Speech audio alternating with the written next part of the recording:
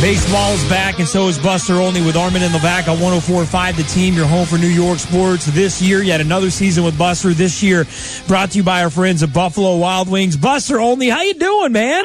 I'm doing great. Good to talk with you guys again. Hey, great to hear from you. Definitely for part of the week for Levack and myself during baseball season. And Buster, we bumped it back a little bit today because you had to watch the Mets. You wanted to watch Mets Nationals, wanted to watch Matt Harvey to see how he came back from Tommy John surgery, and he came back pretty good, didn't he, Buster?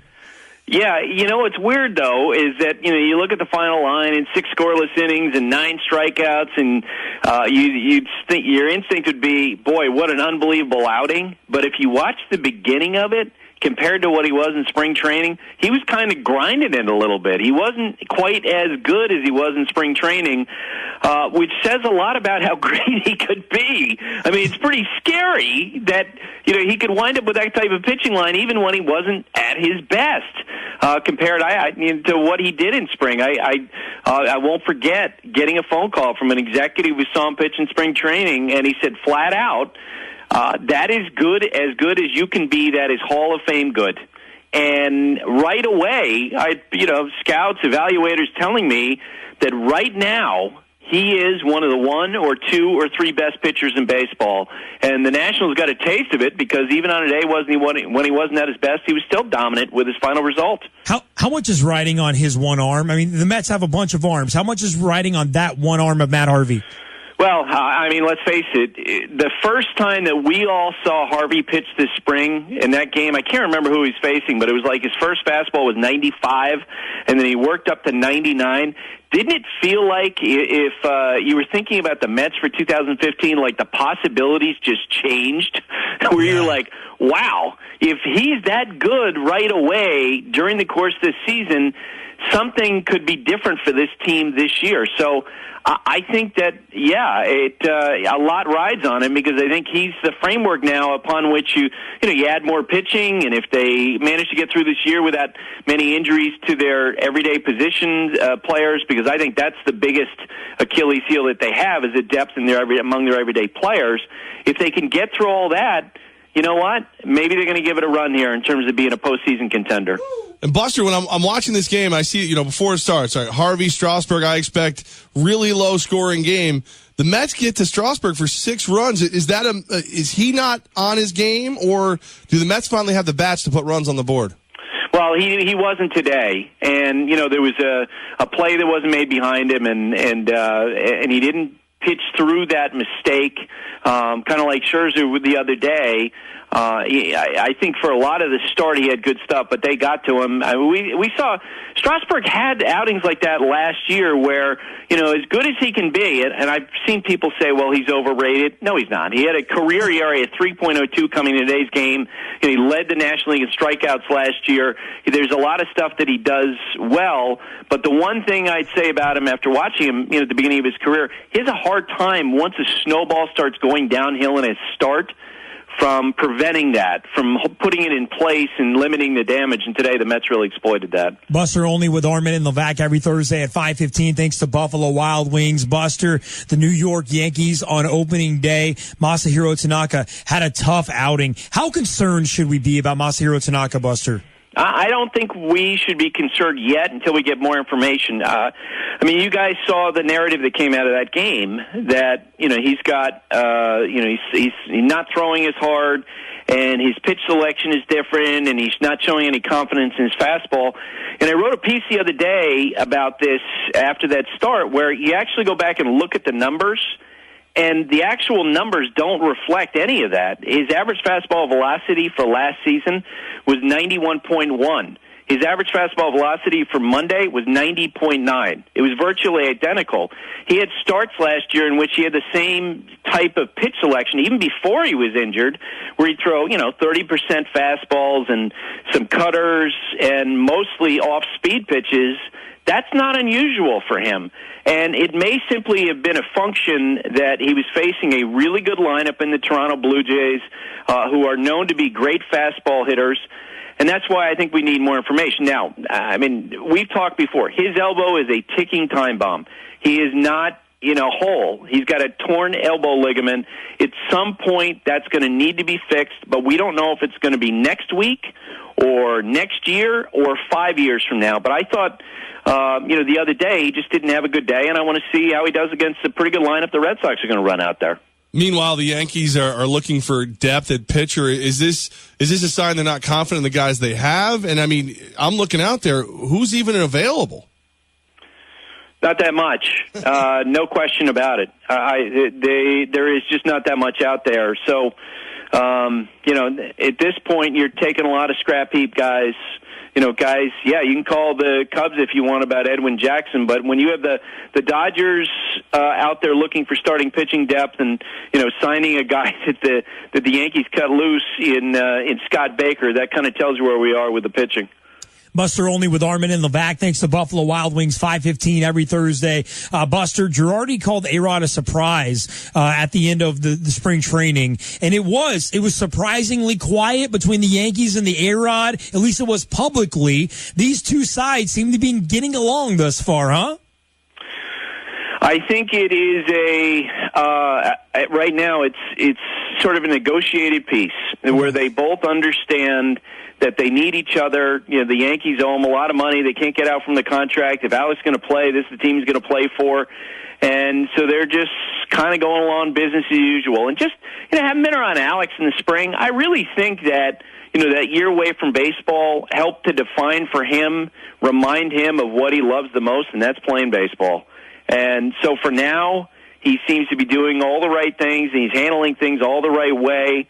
And there's no question about it. His bat speed was a surprise. When he, played against other teams, I got a chance to talk to the players in those other teams, and afterward they kept on saying, boy, he's got a lot more there than we thought. He's better than what we thought. And I think he's, certainly has so much knowledge as a hitter, and he's always had a good eye at the plate.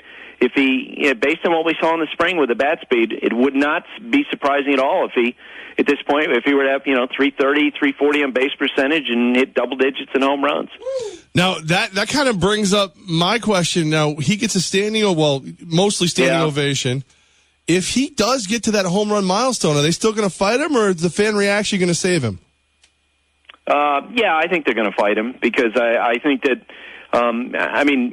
big picture, and everything, you're right, everything's going along okay now. But big picture, these two sides are never going to be friends again. I don't think they're ever going to have warm and fuzzy feelings, and I think that they feel like that Alex essentially defrauded them. Represented himself to be one thing, and he's turned out to be something else. And as you guys know, they put in that clause in that contract to essentially market his ascension up the home run leader list, and there's nothing to market. It's not like everyone's going to, if he passes Willie Mays or, Babe Ruth or Hank Aaron, it's not like they're going to be people all warm and fuzzy about that. And I don't even think it'll necessarily draw more attention because of the multiple connections with PEDs. Well, Buster, the Yankees released their lineup for tonight against the Blue Jays. They're going against the lefty Norris, and Girardi said that's why A-Rod is going to be batting number 2 tonight. Number 2 already in just the third game of the season. Wow. Well, and you know what? I do think, they're, generally speaking, their roster is built for Yankee Stadium, and it's very left-handed, and it wouldn't be surprising if, some of the other teams try to find left-handers to run against them. And Alex is, without a doubt, one of their better hitters against left-handed pitching. One thing, as we watch the Yankees lineup play out this year, we've seen such a dramatic change in the game in the last 4 or 5 years because of the use of the shift.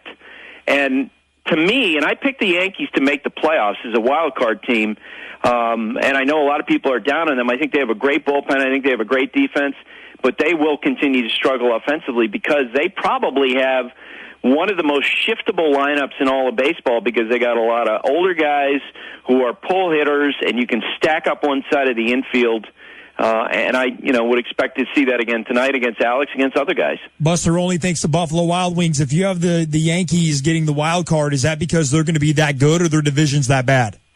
Well, Well, I do think it's a year of parity, which would help them. And I do think part of my, decision to put them in the playoffs is that I think if they, follow their recent history, they'll have upgrades during the course of this year. Before the trade deadline, if they need a starting pitcher, they'll find a way to go out and get guys. And they have more in their farm system to do that than they did 2 years ago. But as I say, they, in a weird sort of way, they remind me of the Kansas City Royals, which seems weird because the Royals are young and they're athletic and the Yankees are not, but they're structured in the same way where they've got a great bullpen, a tremendous bullpen with a lot of guys who throw hard, and they have, what should be an excellent defense. Chase Headley's outstanding. Didi Gregorius is a huge upgrade at shortstop over what they had last year. Teixeira, limited as a player overall, but he's still a really good first baseman. And Jacoby Ellsbury and Brett Gardner and Chris Young, if he winds up getting a lot of innings in right field. Brian McCann, that's a really good defensive team. Now, I am the loudest Yankee fan in the area, so I'm getting a lot of heat right now. We call them pinstripe pants. The Mets fans are starting to quietly awake and come after me. End of the season, which team has more wins, the Mets or the Yankees? Oh, man, I have been asked this question like 5 times this year, and I swear I've given a different answer every time. It's that close. Boy, as of today, I am sorry, Levack. Oh, no! Oh, it stings! As of today, I would say the Mets. Oh. Because I just got done watching Matt Harvey, okay? All right. You're asking me in the wrong day. Wait for me to see Cologne give up 9 runs in an inning and a third. Well, I'll ask you again next week. There you go. But Buster, it is interesting that both New York teams are both on the competitive level this year. It sounds like we could be in hopefully for some good baseball here. Yes. Oh, and that's the bottom line. I do think they're going to be relevant. I think they're both interesting teams. The Yankees teams they're going to drive their fans crazy by how they struggle for runs. There's no question about that. Buster, only thanks to Buffalo Wild Wings. Hey, Adrian Gonzales, 5 home runs in 3 games. I hate that I'm asking you this. Are we far enough removed from the steroid era that this is simply a guy smacking the cover off the ball, or do we raise an eyebrow?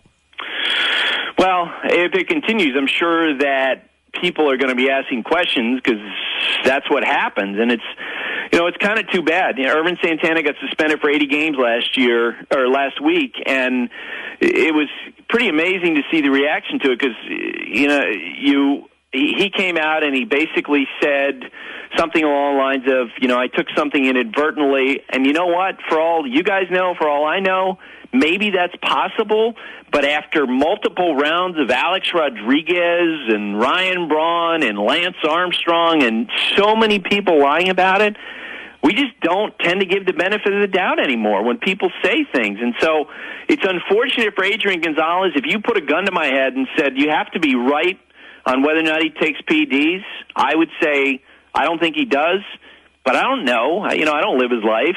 And unfortunately for, Adrian and every other player who goes through this type of situation now, there are eyebrows raised because we have seen guys who've done amazing things. It turned out they were just lying and cheating.